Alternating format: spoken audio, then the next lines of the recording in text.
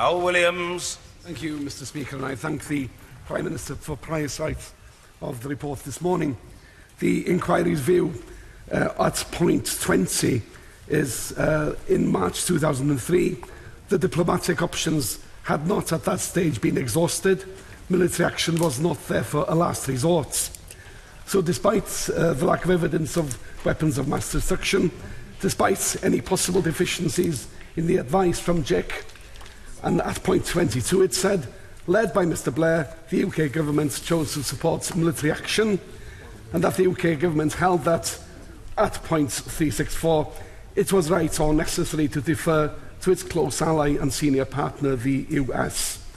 Given this, the undermining of the UN and the disastrous and horrible consequences, is it not inconceivable that Mr Blair should not be held to account for his actions? Yeah.